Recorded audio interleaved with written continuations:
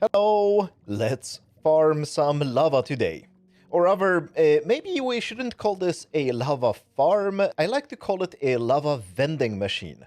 While this could be extended to a much bigger size, so you could pretty much farm the lava continuously. At this size, this one is designed so that you maybe need a few hundred buckets of lava for some build. So you come here and you do this. You can get lava, and it works pretty fast. It's actually very, very fast for how it is working. And you fill up your buckets, you put them somewhere, and that's it. Of course, in survival, it would work like this. You would just fill your inventory with some garbage items, just all the slots. We go into survival, and we will be dropping the lava buckets in front of us. And down here, there is a hopper that picks up the buckets, and you can store them however you want. I would recommend building a shulker loader down here instead of, like, this wall here is just for measuring rates, right? But I would recommend you building a shulker loader there because, well, buckets of lava don't stack, and you would end up with just an enormous chain of double chests right here if you wanted to store all the lava buckets. And the buckets in your hand get replenished by buckets you put into this chest. So fill this with buckets, and this dropper will shoot them into your hand. The farm doesn't have any on-off switch. It works just completely automatically. When you fill a bucket here, the next one gets pushed in, and the dropper will shoot out a new bucket into your hands. That's it. So the way this machine works is that first we have a piston feed tape right here where we are cycling the buckets, and then we have a much larger piston feed tape with the dripstones and the lava above that are refilling the cauldrons full of lava. And every 12 buckets that we fill from here, so every 12 push of this piston feed tape, we push the large piston feed tape to get us another row. And I can demonstrate it like this. We can go into free cam and watch the piston feed tape here move, and then the big one when we have filled 12 buckets. So there, and now we push the big one again.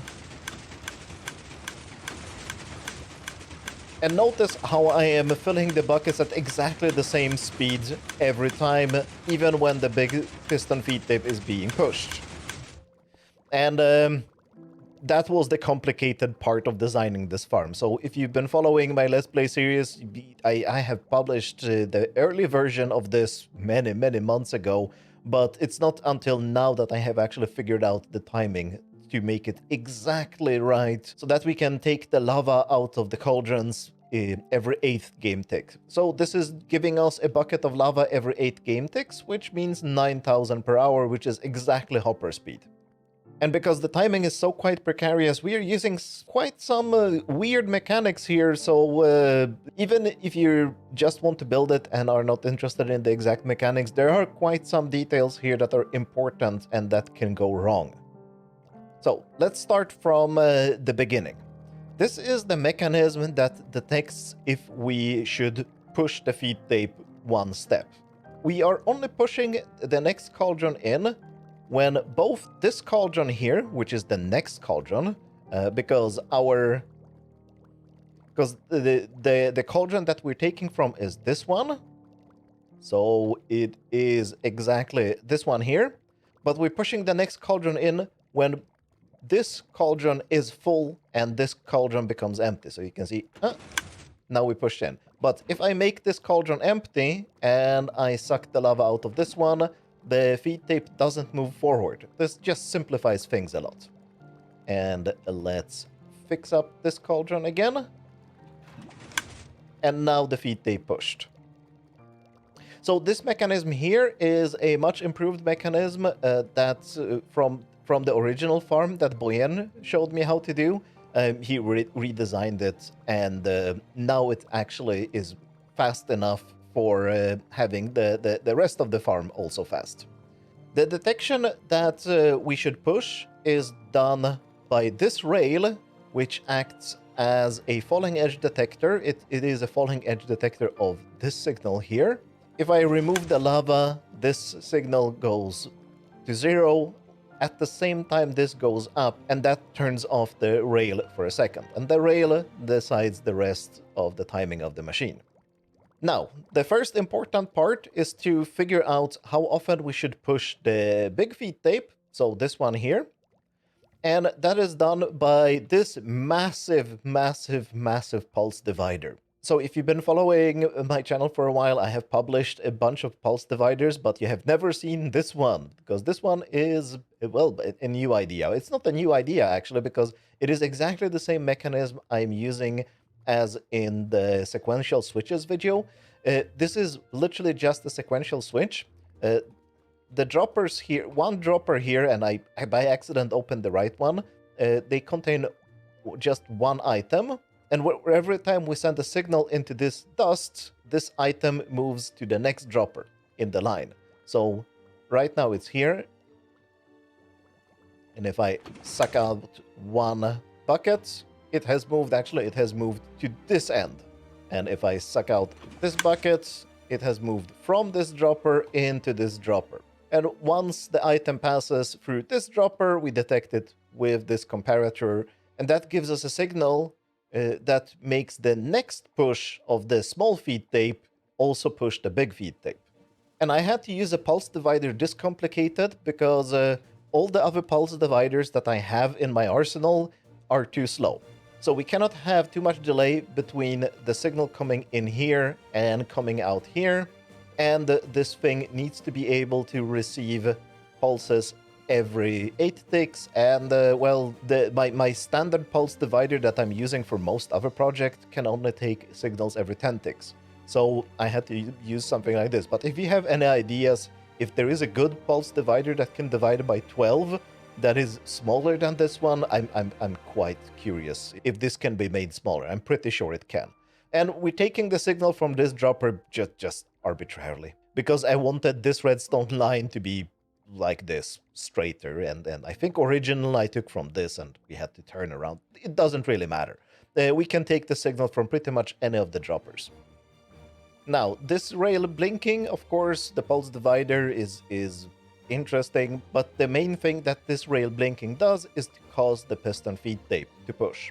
And we have a quite complicated timing issue here, because we need to push the small piston feed tape, but in the cycle when we're pushing the big piston feed tape, we need to push it fast enough that it's not in the way of the small piston feed tape being pushed the next time. That's what allows us to pull the lava from the cauldrons every 8 ticks. And this is much more complicated than it seems.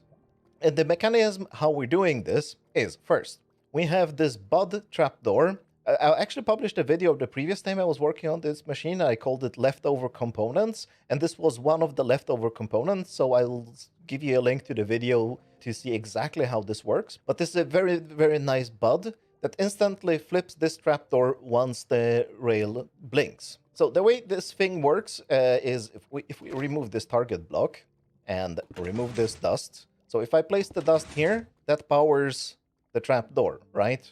Because this dust touches the trapdoor.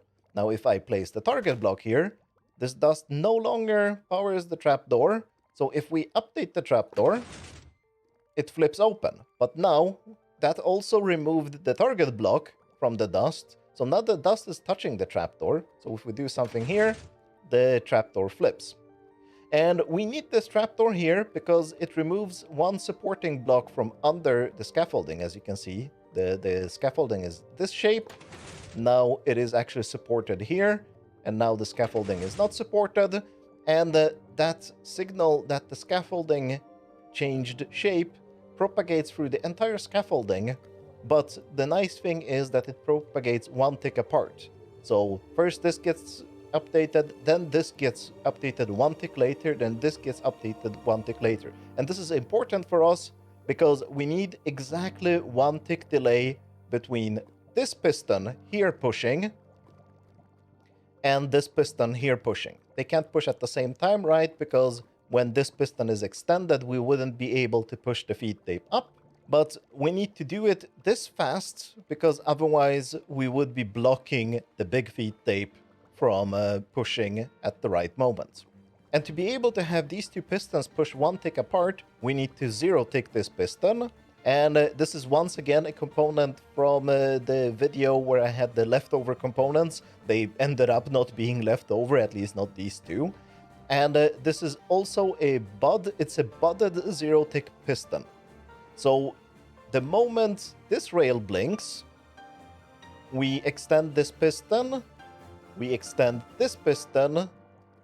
The glass moving, I think, I'm not 100% sure, but I think that the glass moving updates this piston, which notices that the block of redstone has been removed. That makes it zero tick, and then after some delay, we just push the block of redstone and a bit of glass back in place.